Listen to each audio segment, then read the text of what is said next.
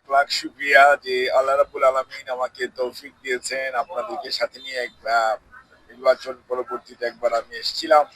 আর যখন nomination paper জমা দিয়েছিলাম নির্বাচনের পূর্বে, তখন একবার আমি ওনাদের কবর, বিশেষ করে এই ফরিদপুর গোরস্থান, এখানে আমাদের বারবার আসা হয়েছে রাজনৈতিক কর্মসূচি নিয়ে। যখন এসেছি তখনই আমরা আমাদের দেশনেত্রী বেগম খালেদা জিয়ার আব্বা আম্মা মরহুম ইস্কান্দার মজুমদার এবং মরহুমা তৈয়বা মজুমদার এখানে কবরস্থ আছেন।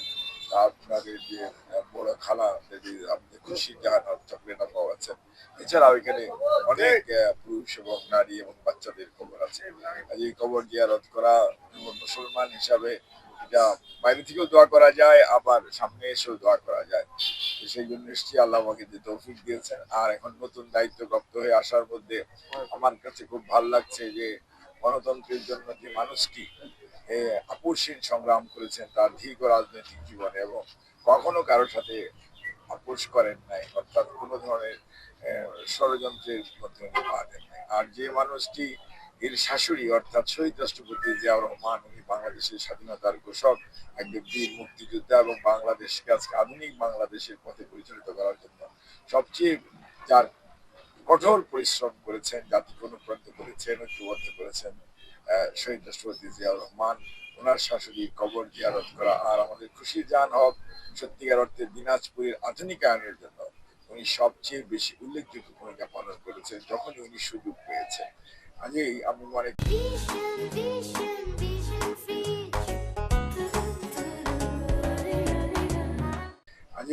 মনে করি যে আজকে দিনাজপুরে যেহেতু আমার নতুন দায়িত্বপ্রাপ্ত হওয়ার পর প্রথম সফর আসা, সেই জন্য আমি মনে করেছি যে ওনাদের প্রতি শ্রদ্ধা এবং ওনাদের জন্য দোয়া করা, এবং সর্বোপরি সমগ্র দিনাজপুর জেলা সহ সমগ্র উত্তরাঞ্চল অথবা পিছিয়ে পড়া মানুষগুলোর জন্য কাজ করার যে সুযোগ আল্লাহ রাব্বুল আলামিন আমাকে আমার সরকারি দায়িত্বের মধ্যে দিয়েছেন, সেই দায়িত্ব যাতে সঠিকভাবে পালন করতে পারি, সেই জন্যই আমি এখানকার বিশেষ করে মাদ্রাসার যে হাফেজ সাহেবরা, ছোট ছোট ছেলেরা পড়াশোনা করছে, তাদেরকে নিয়ে, ইমাম সাহেবকে নিয়ে, এখানকার বিএনপির নেতৃবৃন্দকে সাথে নিয়ে আমি এসেছি যে তাদের জন্য দোয়া করার জন্য এবং আল্লাহর সাহায্য চাওয়ার জন্য, শুকরিয়া আদায় করার জন্য। আল্লাহ যে তৌফিক দিয়েছে, সুযোগ দিয়েছে, সেটা যাতে সঠিকভাবে কাজে লাগাতে পারি এবং সেটা থেকে যাতে বিচ্যুত না হই, অবিচল থেকে এবং আপনার নির্মোহভাবে দায়িত্ব পালন করতে পারে, আল্লাহ যদি তৌফিক দেয়।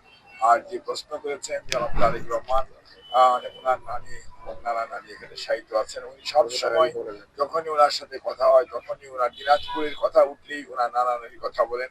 ওটা আমার নানা নানির দেশ, বগুড়া আমার দাদা দাদির দেশ, সিলেট আমার শ্বশুর বাড়ির দেশ।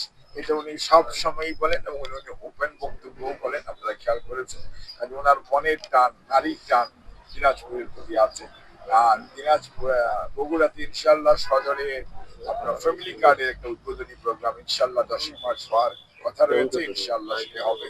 কাজে উনি সেখানে আপনার সরকারি সফর হলে বুঝতে পারবেন রাষ্ট্রীয় ব্যস্ততা, কাজের ব্যস্ততার মাঝে অবশ্যই উনি ওনার দিনাজপুরের সফর দেখবেন কোনো না কোনো সময় ইনশাল্লাহ হয়ে যাবে।